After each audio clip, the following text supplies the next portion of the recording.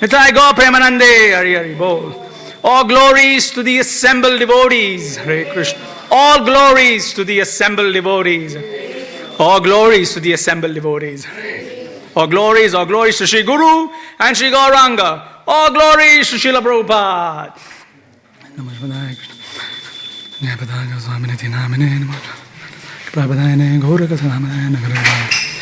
Namo Vishnu Padaya Krishna Preshaya Bhutale Srimad Bhaktivedanta Swami Niti Namane Namaste Saraswati Devi Urvani Pasharini Nirvisheshunya Pashadya Deshitarine. Hare Krishna. Welcome to the study of Srimad Bhagavatam. Today we are going to be reading from Canto 3 entitled The Status Quo, Chapter 21, Conversations between Manu and Kardama. We'll be doing text number 27 today. Jai. So we'll all do Mangal Charan. Om Jnana Timirandasya Jnananjana Shalakaya Chakshurun Militam Yena Tasmai Shri Guruve Namaha Shri Chaitanya Manobishtam Stapitam Yena Bhutale Swayam Rupa Kadamahiyam Dadati Swapadantikam Vandeham Shri Guru Shri Padakamalan Shri Gurun Vaishnavamsha Shri Rupam Sagrajatam Sahagana Raghunathan Vitam Tam Sajivam Sadvaitam Savadhutam Parijana Sahitam Krishna Chaitanya Devam Shri Radha Krishna Padan Sahagana Lalita Shri Vishakhan Vitamscha He Krishna Karuna Sindhu Dinabandhu Jagatpate Gopesha Gopika Kanta Radha Kanta Namostute Tapta Kanchana Gaurangi Radhe Vrindavaneshwari Vrishabhanu Sute Devi Pranamami Hari Priye Vangsha Kalpatarubhyascha Kripa Sindhubhya Cha Patitanam Pavanebhyo Vaishnavebhyo Namo Namaha Jaya Shri Krishna Chaitanya Prabhu Nityananda Shri Advaita Gadadha Shri Vashadi Gaura Bhakta Vrinda Hare Krishna Krishna Krishna Hare Hare Hare Rama Rama Rama Hare Hare Hare Krishna Krishna Krishna Hare Hare Hare Rama Rama Rama Hare Hare Hare Krishna Krishna Krishna Hare Hare Hare Rama Rama Rama Hare Hare. Om Namo Bhagavate Vasudevaya. Om Namo Bhagavate Vasudevaya. Om Namo Bhagavate Vasudevaya.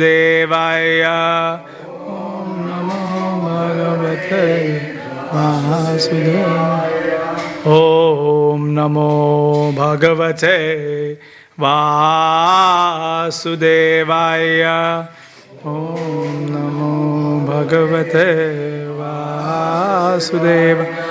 Narayanam namaskritya naram chaiva narottamam devim saraswatim vyasam tato jayam udire nashtaprayeshu abhadreshu nityam bhagvat sevayat bhagavati uttama shloke bhaktir bhavati naishtiki mukam karoti vachalam pangum langayate girim yat kripatamaham vande Shri Guru Dinataranam Paramananda Madhavam Shri Chaitanya Ishwaram. Jai. Text 27. Atmajam Masita Pangim Vaya Shila Gunanvitam Mrigayantim Patim Dashyati Yanti Patim Dashyati Anurupayate Prabhu Atmajamashita Pangim Vaya Shila Gunanvitam Mrigayantim Patim Dashyatya Anurupayate Prabhu. Vaishnavas. Atmajamasita Pangim Vaya Shila Gunanvitam Mrigayantim Patim Dashyatya Anurupayate Prabhu. Atmajamasita Pangim Vaya Shila Gunanvitam Mrigayantim Patim Dasyatya Anurupayate Prabhu.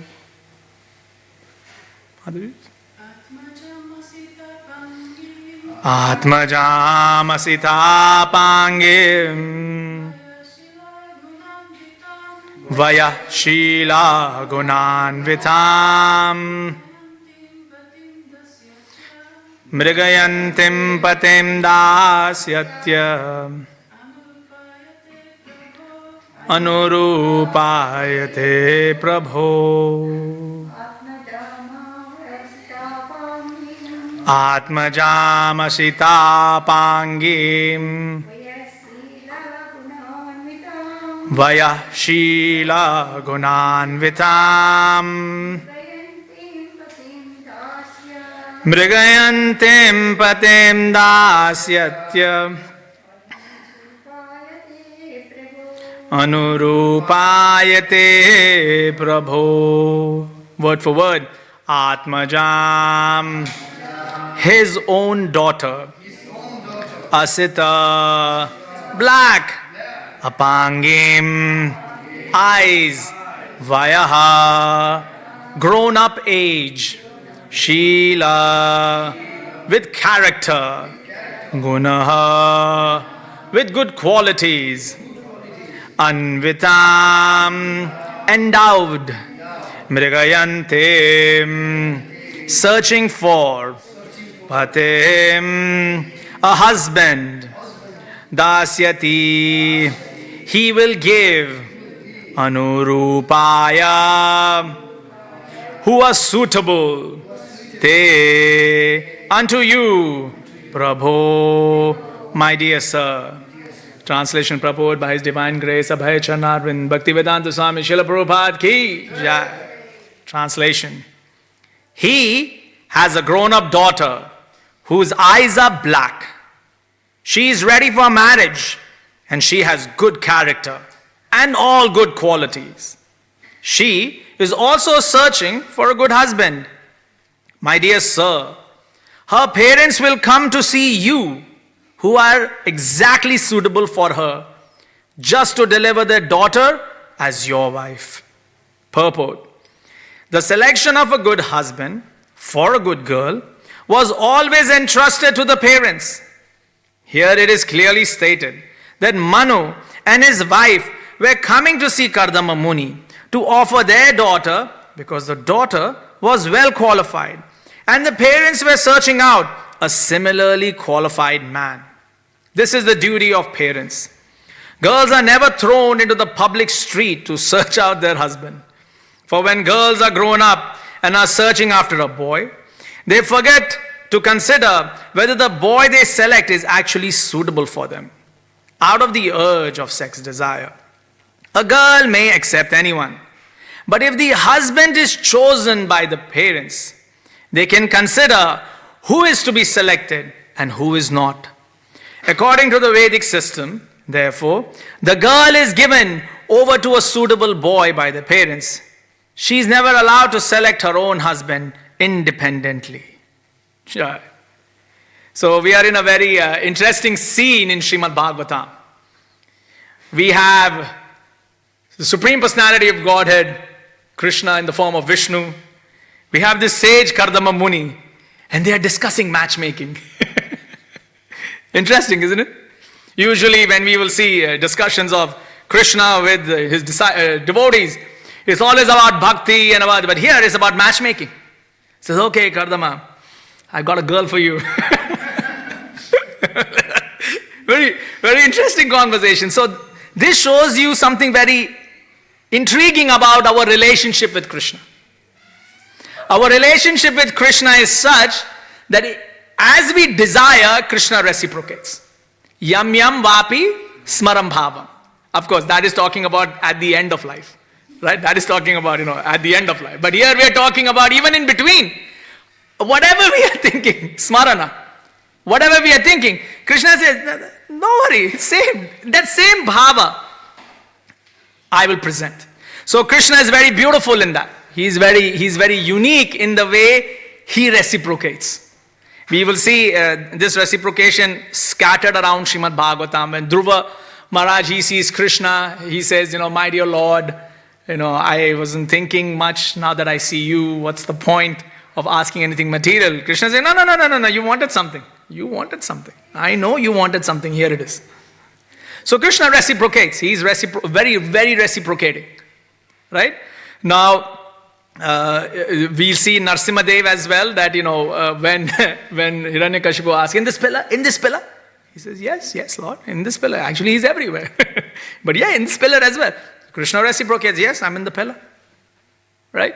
Usually Krishna takes birth, Krishna has very unique ways of incarnating, right? We just passed by where he came as Vara through the nose. Very, very unique. What is this through the nose? We see Swayambhuva Manu. Brahma is sitting and suddenly something just plonks out. Oh, Swayambhu. It's intriguing, isn't it? He's just sitting, contemplating, and it just comes out. Oh, hi Swayambhu, how are you doing? Krishna has some very amazing ways of coming out.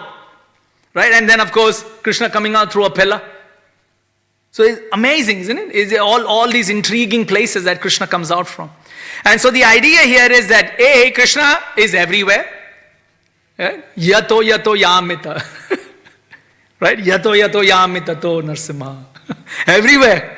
Not ito narsimha parato. Just here, there, everywhere. So Krishna is everywhere.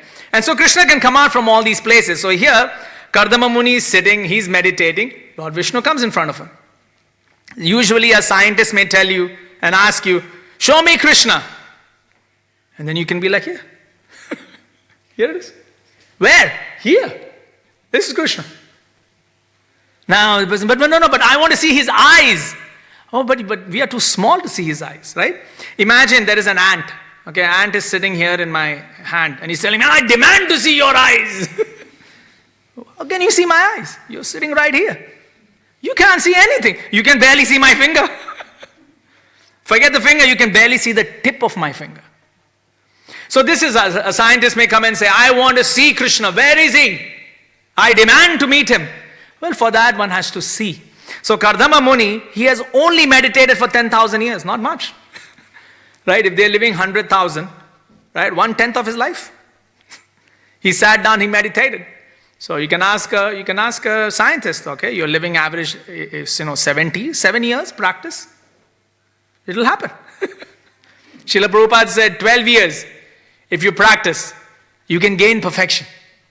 Amazing, isn't it? Of course, he says many things there. Taking shower in the morning, cold shower in the morning. Like, a few things he mentioned, we'll ignore that for a little bit. For our conversation, we'll ignore that. But yes, he does mention a few things there. But the idea is, he said, in 12 years, you will gain perfection. You'll gain perfection. But then we are thinking, but Is that really perfect? Like, see, that is always my doubt. My doubt always, I'm looking, I'm reading, I'm like, yeah, okay, it's all very nice. But is this really perfect? Because Bondi Beach feels perfect. Especially when I'm driving down, now spring is coming, it's raining, but okay. Spring is there. You can feel the breeze coming. It's not that bad, is it, this material world? Right? Money is in the bank account, rent is being paid. It's okay. Khichdi is here, Prashadam is there in temple. Don't have to worry much. So it's okay. Material world it's not a problem.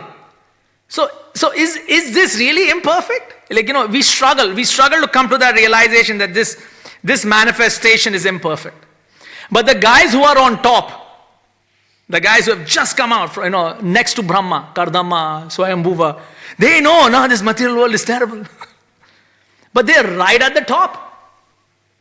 Right? They are royalty. They are ruling. For all practical purposes, they are ruling. Swayambhuva Manu is the first, Manu, like Vishnu Tattva. But he's also the first Manu. And he's a Prajapati. So, all in one, all mixed. Like usually you'll have Brahma, you'll have the Prajapatis, then you have the Manus, then you have the demigods. This is your typical hierarchy. Your atypical hierarchy. But here in this, we are right at the beginning. We are in the beginning stages. That right up top of Brahma has just created it, Swayambhuva Manu has just come out. So we are in the very first kalpa of the very first month of the very first day, we are in that range. Like that's what we are discussing. Like we are in that zone of Brahma. So he's a day old. Like that's about the time we are all conversing. Right? So he's in that range. And so at that time, you can see Swayambhuva Manu is out. You can see Kardama Muni is out, and you can see that there are many rishis that Brahma produces. In the previous chapters, we're seeing so many things he has produced that are Vedic. But they all recognize that the material world is a terrible place. See, they recognize it. Right? But we layer upon a layer upon a layer. When we hear the Mahatattva, right? One layer 10 times bigger than the 10 times bigger. By the time we are coming down, sitting here in Kali Yuga, just passed through COVID, now we are thinking, yes, the hump is over. Now Ukraine attacks Russia. We're like, oh, we are back in our bunker again, looking out. Meerkats. Have you seen meerkats? We're like that. Huh? Is it okay? Then we're thinking, okay, it is settling in. I think Ukraine is winning. Gas, the Nord Stream or whatever that thing is called, the Nord Stream gas pipeline. That has blown up. Now we're thinking, oh no, nuclear bombs are being exploded, back in our bunker again. Not realizing that there is a snake in the bunker. We're not realizing. So beautiful is it explained, right, in Srimad Bhagavatam. That analogy is so amazing. This is King Puranjana. Such an amazing analogy given there, right? He says that you're on the edge of the mountain. On the edge of the mountain, there is a tree. From the tree, wrapped around, there is a snake. Big jaws. You are hanging on to that snake. Right? Bottom, there are crocodiles. The crocodile is snapping. He's just touching the tip of your toes. You're like, that snake is about to bite you. And on top of the mountain, there is a lion who's trying to scratch you. Big lion. You're like, oh, you can go up, you can go down, and you can't stay where you are. Amazing, isn't it? You can't go up. The lion is there. You can't go down. Alligator is there. You can't stay where you are. The snake is there. He's ready to bite. And in amongst all of this confusion, there is a small honeycomb in the tree. The bees are buzzing. And just one drop of honey falls down. And we are, what am I going to do? And it just touches our tongue and we're like, sweet. Honey sweet. That's us. We are ignoring all this. The honey touches the tongue and we are thinking, it's so sweet. It's so sweet, this honey. It's amazing, isn't it? That realization. And so the beauty of this material manifestation, many times you're at work, you're working hard, we're working through, I was working yesterday, I'll be working today as well in office. Working and we're like so much into that honey that we don't step up and say, okay, lion up, alligator down, snake I'm holding. We don't recognize that, right? So these personalities, Kardama Muni, Swayambhuva, Manu, even Lord Brahma, they recognize the futility of this material manifestation. They recognize it. Right? So now here, Kardama Muni has sat down, he has meditated for 10,000 years, and now Lord Vishnu has come. And I find this always, I find this section intriguing about how the fact that Krishna and Kardama are discussing matchmaking. Like, it's so amazing, isn't it? Usually, you don't get to see definitely it is happening, but you don't get to see this in Vrindavan. In the Vrindavan Leela, right? Srila Prabhupada writes that, every day Krishna would kill 2 to 3 demons in Vrindavan Leela. We only know of a few. Right? We know only of a few, but every day he would kill 2 to 3 demons. Srila Prabhupada is writing in the purport. Every day. But we know one Putana, one Trinavrata. Like, we know like 2, 3 we can count. A few. But every day 2, 3 demons. So actually the Vrindavan Leela is, explosive, it's huge, it's lots. And we get to see a little bit. Right? So I'm sure this thing is happening there also, as Krishna is sitting down and matchmaking and doing all these things. We see Narad Muni plays a good role in matchmaking in Vrindavan Leela. Especially when you see Lalita Madhava, Vidagdha Madhava. Rupa Goswami writes very nicely about Narad Muni's role. But here, interestingly enough, Lord Vishnu himself, he himself is acting as the matchmaker. And he's now, he's telling, Kardama, don't worry. Now, just look at this scene, and look at this scene of 2 people in a pub. I'm just trying to show you the 2 scenes, right? Here there is Lord Vishnu, Kardama Muni, 2 amazingly pure, pure personalities in a pure situation. And then 2 people in a pub. 2 amazingly impure people in an impure situation. Right? What are both discussing? Hey, I got a girl for you. Here, Lord Vishnu, I have a girl for you. Are you noticing? Just make a table. Girl check, girl check. Friend talking, friend talking. See, you start seeing, practically they seem to be talking the same thing. So why? Why one is impure and one is pure? Because in this situation that Srimad Bhagavatam is presenting, it is being done in the right way, and Krishna will give. He will give. We have a desire, Krishna will give. Akama or Sarvakama. Right? So Kardama Muni is coming in with Sarvakama. So his entrance, Kardama Muni's entrance is Sarvakama. And then through his journey, eventually he will come to the point of that, no, I should just do Akama. So he will go through his journey. Everyone's going to go through the journey. But right now he's at the stage of Sarvakama. Right? So this idea we have to understand that the thing that makes it pure, right? The desires are there. Yeah, one wants to get married, one wants to make a lot of money. Right? You just see the liberations we have, right? Sarupya, Sarishti. I want to look good. Take Sarupya. I need a lot of money. Sarishti. What do you want? I want to live in a good place. Salokya. You have all these liberations for all our desires, but done in the right way. You see, that's the amazing thing. The amazing thing of Srimad Bhagavatam is it is presenting that, okay, we are Sarvakamis, we have a lot of desires, do it the right way. Do it the right way. This is something very intriguing. And I was asking some of my friends, especially they were discussing about Hinduism and how Hinduism tapered down, and then the Mughals came and then the Britishers came. The typical Indian history. So I was asking them. I said, "What do you think caused this faltering in the Hindu culture? Like, what do you think caused that falter?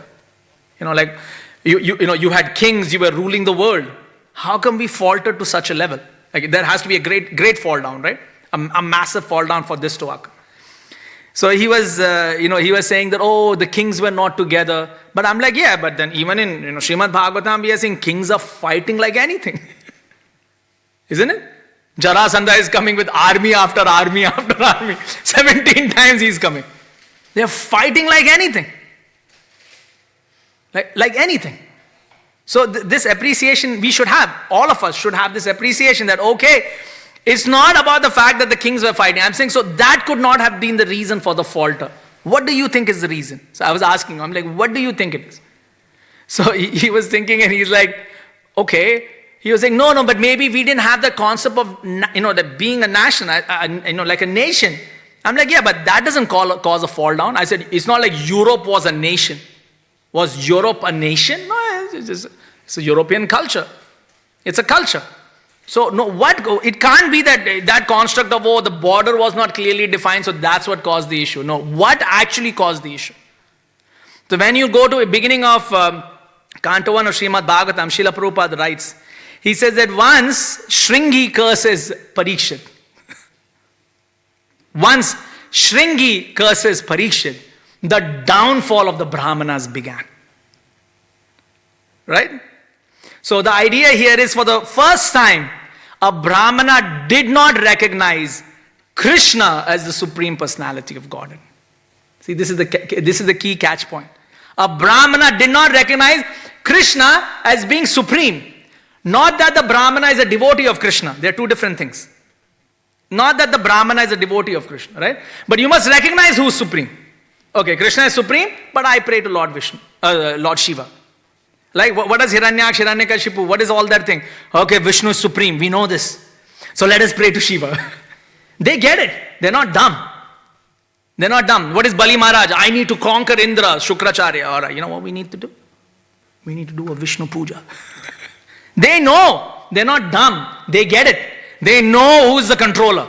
They get it. But they say, okay, Krishna is supreme. However, I want to get something, so I'll go to him, I'll go to him, I'll go to him. So their recognition that Krishna is supreme was clearly established. However, they don't, there's a demoniac who don't accept the fact that Krishna is supreme. So there is a demoniac principle. And there is the, Deva principle, where they're like, okay, Krishna is supreme, but I want to, talk to, Lord Shiva so I can get something immediately. Right? So those two principles are there. But the recognition that Krishna was supreme exists. But now let's come here to modern Hinduism. How many will accept Krishna as supreme? Supreme. No, Krishna is one of the guys. Right? In the supermarket. In aisle 1. In aisle 1. On the top shelf you get Krishna. But there are many. There are many in the supermarket. Pick one. No, we have to recognize that Krishna is supreme. Then you can pray to whoever you feel like. So it is the lack of recognition that's the issue. That is the problem. Recognize, then continue. All right, good if you become a devotee. If you don't, okay. Vedas are built for people who don't recognize. The Vedic rituals and the Vedic lifestyle is built for those who don't recognize. But those who recognize, go straight to bhakti. Skip everything. Just go straight to bhakti. Right? So this idea must be understood, that Krishna is supreme, and then I can deal with anyone. I can deal with anybody. Right? So once this gets established, then the culture that, atypical, when we are thinking Vedic culture, that really gets established. So this terminology, Vedic culture, whenever we'll hear, and you'll hear this a lot. Now, nowadays it's all over the, podcast world about Vedic culture. But Vedic culture simply means that Krishna is supreme. That's it. Recognize Krishna is supreme. Now, we recognize, come here, bow down, Krishna is supreme, then go to office, and then your boss is supreme. Okay. So that is there. That is okay. But the recognition stays that Krishna is supreme. All of us are devotees. We come here, we bow down, we recognize Krishna is supreme, and then we go out, and then if the bus driver says, sit down, you sit down. Right? Sometimes you're standing in the way, but go back. Please go back. And you go back. So you're listening to everybody. You're recognizing in this situation, this person is the boss. In this situation, this person. You're recognizing in a localized situation, certain people are controlling. You recognize all of that. But you never lose sight of that Krishna is supreme. That's establishing Vedic culture. Right? Of course, there is all of that. We should establish, varnashrama. We should establish this and that. And yes, all of that should be done. But the core principle of a Vedic culture is that Krishna is supreme. And now do what you feel like. Right? So this recognition there. So here, Kardama Muni, when he is coming to this realization that I want something, I desire something, he is recognizing Krishna as supreme. Let me go ask Krishna directly. So he's done his prayers. Boom. Krishna is coming. And now they are having an amazing conversation.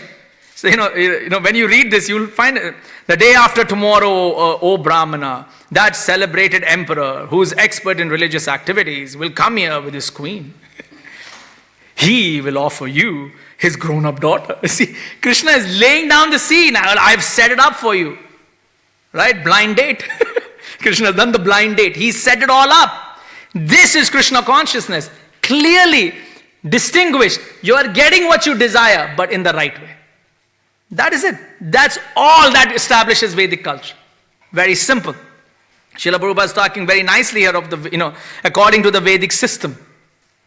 Now, of course, there are terms used here which in today's society are considered very harsh. I'll use the word harsh, right? Because harshness is very, nowadays with the, wokeism and cancel culture, they tend to take every word as being harsh. Like the words seem to be very harsh, but let's hear the word. It says, just to deliver their daughter. Now one may consider, oh, this is very harsh. Deliver, what is this, a package? Who are you delivering? This is a human being. Right? So we'll come to the first part of the shloka. Atmajam. See what's the first word in the shloka? Atmajam. Beautiful word, isn't it? So Atmajam means Atmajam, his own daughter. So the word Atma in Bhagavad Gita, Srila Prabhupada mentions, is people take it in three ways. Atma meaning what you are seeing, or what I am seeing and what you are seeing. What I am seeing and what you are seeing. This physical body. The second term in Atma is in one's mind, which the psychologist is seeing. So you're lying down, in the sofa, he's taking notes. You think he's seeing the physical body? What is he taking notes for? He's trying to build the mind. His notes are about the mind. His notes are not about the physical body. The GP, the general practitioner, his notes are about the physical body. Right? Oh yeah, ooh, head pain. The psychologist, he's trying to drive the mind. So that is second Atma. Third Atma, he says finally the actual soul. The spiritual soul. Right? Three layers. Now here the word Atmajam is being used in sense of the physical body. So Atmajam meaning it's part of the body. Right? So what does that tell you? It's very dear. This hand is very dear to me. You may think and say, okay, his mouth is okay. He's speaking nicely. Why does he need his hand? Get rid of it. No, my hand. I want it, please. So although, yes, it's a part of me, but I want it. So now, this term, Atmajam, is used to describe one's children. Right? It even extends to one's relative. Like the circle can go very long. But here, Srila Prabhupada is specifically saying his own daughter because that's the context of the conversation. Right? So Atmajam, his own daughter. So it means it's great. There's a lot of love. There is a lot of intrigue. And there is a lot of, there is a lot of emotion attached to this relationship. So it's not like, Mridanga, put it there. I'll just show you something. You see this Mridanga right now in front of you? See that Mridanga. Okay, you see both of them? What's the difference? Atmajam. See, noticing the difference? This is being taken care of. You know where this Mridanga goes right after class? Straight up. It's not kept here. Because if it's kept here, how is it treated? I'm just trying to, in your own physical eyes, you can see the difference. Right? So we are thinking, when somebody may read this, they are thinking, oh, this situation is that Mridanga. Oh, I just came, I put it down, I'm done. This is what Swayambhuva Manu is doing. No, Swayambhuva Manu is giving this. So now if this Mridanga is kept here, what is expected from me? I'll take this and bang it. Is that what's expected? No. Okay, we have given you a nice protected Mridanga. Please play nicely. Please put it down nicely. Are you understanding? This is Atmajam. Are you understanding? What is Atmajam? It isn't like one is thinking, oh, this is my daughter. I mean, nowadays, of course, Games of Thrones and all these wonderful shows are coming where they're saying that, oh, women should be used in political pawns and all that. Okay. But this is not Vedic culture. In Vedic culture, you're saying, okay, this is nice, taken care of. So if I'm giving it to someone, use nicely, use properly, use appropriately. Not that what if I decide to use this mridanga, like for basically hammering a nail. Is that the appropriate use of this mridanga? No, it's not. Use it appropriately. That is the purpose. So here within the Vedic concept, when Srila Prabhupada is presenting the Vedic concept, he's actually talking about the word Atmajam. That this is what we are talking about. This caring, giving, making sure it is functioning right. This is what we are discussing. Right? Not that. Right? And that mridanga is beautiful, by the way, because when it's the Aarti, that's the only mridanga we have. But there's a difference. I think as long as you can recognize the difference, that's the idea. Right? So this is Atmajam. So here, it's not like Swayambhuva Manu is thinking, okay, I have the right over my daughter. She is my pawn, she is my possession, I can give to whoever I feel like. It's not that. No. Whenever these terms were used that I am giving, right? What are, of the 6 qualities of a devotee, what is one of them? Giving in charity. It is a loving exchange. This is the key word. It's a loving exchange. It's a loving exchange. See, it's hard to understand this, right? But here in Vedic system, so whenever this term was used, right, whenever you hear this term, you have to always think of the word Atmajam. Oh, this is being taken in the sense of great care is there. And so therefore, if I am giving, great care should be applied. Right? You are Ravana, terrible devotee. Terrible demon. Terrible. Kamsa, terrible demon. Oh, yeah. Ravana, terrible demon. Ever heard of them bash up their wives? No, terrible demon, yeah. Took care of family, man. They're demons, but they took care of family. Oh, this is my wife, I will take care of her. This is Vedic culture. Okay, you're a demon, alright. But here the idea is I am a demon, means I'll break this mridanga and that mridanga. No, that's not the right way to do it. So so we have to understand, yes. So today if you are seeing, people are a bit sketchy, they're thinking, they're looking with the eye. That is because no one is treating as an Atmajam. Nobody. So the one who is giving is not treating as Atmajam. One who is receiving is not treating as Atmajam. Right? Who?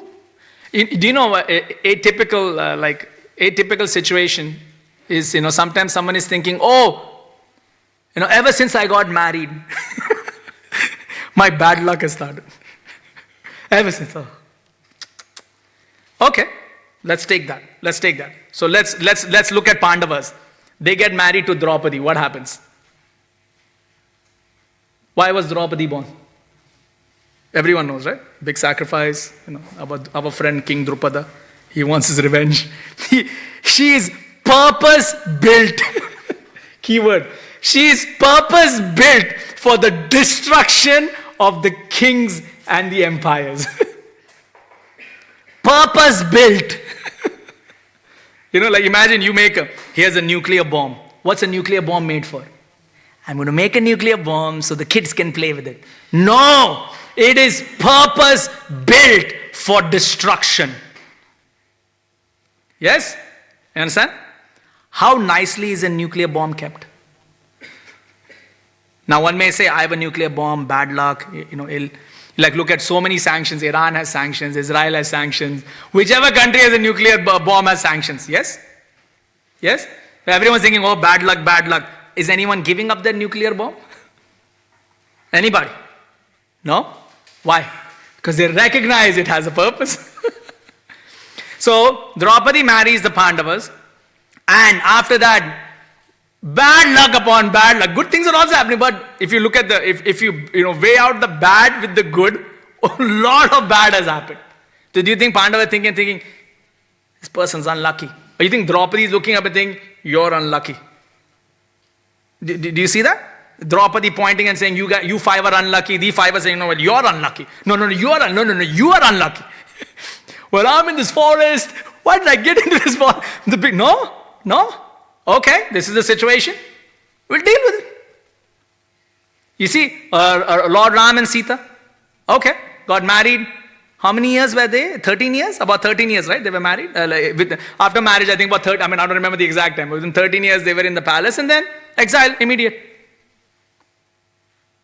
Like, so, it's not like one is, one should think that, oh, my situation is causing my bad luck. No.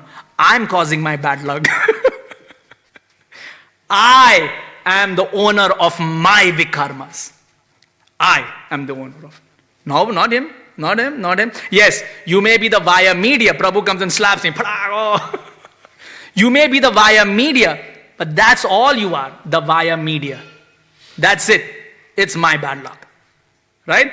So that recognition must be there. So here, when we are discussing these things about how, somebody is saying that here is a well-qualified person, like to, give to you. So that's how these terms have to be taken. They are actually terms of endearment and love. Both parties are intelligent. Both parties are cultured. Not like, one's like a ragged dog there scratching himself. No. Genuinely cultured. Both sides are cultured. So then this system is very workable and very nice. Very workable and very nice. But of course, we are running out of time. But I wanted to do all the words. Anyway, we won't get time to do all the words. But they're talking about the qualities of the girl. So Asita Pangim, Vaya Sheela, Gunan Vitam. So he says, good looking, but good character. What do we look for? Good looking. Khalas? What else do you want?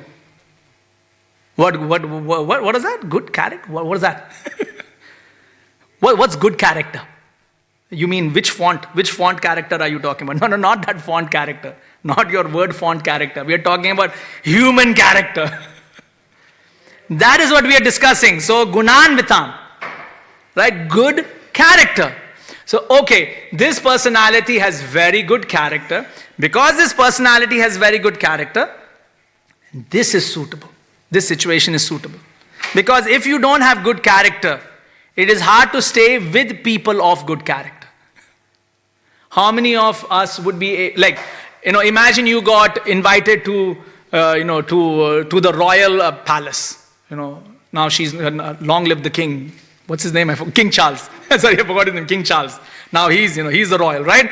What do you call? Imagine you get, invited to King Charles' palace, and you are asked, okay, now you live here with royalty. How long do you think you will last? You've not built up that character. You won't survive. One person married, right? I forgot the prince name. Now he's in US. Left. You can't live. You can't live with that pressure. You understanding? You don't have that character. You may think, no, I can be royalty. Try it. Do you know what royalty feels like? One time I was in Chatswood Chase. I don't know if you've seen Chatswood Chase. Big mall. Beautiful mall, right? Big chandelier and all. So I was just standing on top. The kids were, just playing. I was just standing on top. I was seeing the chandelier. I was looking around and I was thinking, this is how a palace would have been. Right? A palace, big, huge. All right? Now, king is one human being. You understand what a king is? One physical human being. So constrained by size. So the king is sitting in his throne. Okay? One human being. And there are so many people assembled. Can you imagine the political intrigue? Can you contemplate that political intrigue? Can you even contemplate it? Or, just 500, 600 people there in the assembly. 2 people are talking in that corner. You can't hear from here there. Can you? What are they talking? Gotta get rid of this king. Can you imagine that? Can you imagine that tension? Your tummy will, start churning. You'll feel, I'm feeling, there's stress pain in my tummy. Yes, that's the intrigue, that political intrigue we are talking about. That is royalty. You think you're built of character for that? No. We can't manage small intrigue here. What's going on outside? What are they talking about? We can't manage here, such a small area. Huge area, impossible. So that character, Gunan Vitam, is very important. And then again, Mrigayanti patim dasyatya. He says that, she's also searching for a husband, not forced upon. Not that, hey, you, what are you doing here? You are going to, like what I tell my son. Oh, summer holidays, you are going for basketball, you're going for this and this. Not like I asked him, do you want to play basketball, son? Do you want to play chess, my dear son? No. You are going for this, you're going for this lesson, this lesson, this lesson, this lesson. No, but here, Mrigayanti patim dasyatya. Oh no, there is desire from that side as well. Right? But look at our character. I can tell you, assuredly me, my son, I'd never ask him, you're joining this. He's like, okay. And then I'm shouting at him, why are you not playing well? He's thinking, he threw me here. Now why is he shouting at me? You see? But here, do you think it's that same mood? No. Mrigayantim patim dasyatya anurupayate prabhu. Now I will end with this. Krishna is calling Kardama Muni Prabhu. Nice, isn't it? Isn't that nice? We say, na, Prabhu. Well, how do we say Prabhu? When we start realizing that Krishna uses the same term, Prabhu. Whoa. Feels different, doesn't it? Suddenly that word? Suddenly it has a different weight, a different way of structuring it, different way of saying it. Yep. So that idea has to be understood, that Lord, Vishnu himself. So when Srila Prabhupada would say, use, like terms like Prabhu, Mataji, Bhaktas, like Srila Prabhupada had all these things, but the idea is that they're all coming from that Vedic culture. That Vedic culture, it is all coming from that. It has great value. Right? So yeah, we will end here. Sorry, I know I went over time. So I apologize for that. The devotees want to share something on the shloka? No? Jai. Grantaraj Srimad Bhagavatam ki jai. Srila Prabhupada ki jai. Nitai Go Premanande. Hari Hari Bol.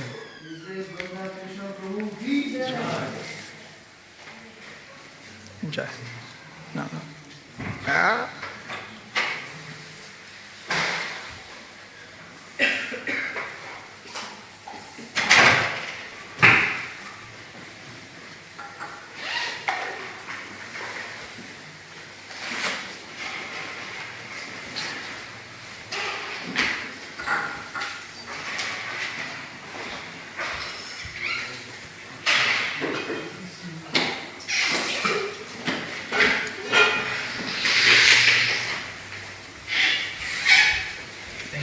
Jai Ho Vaishnava.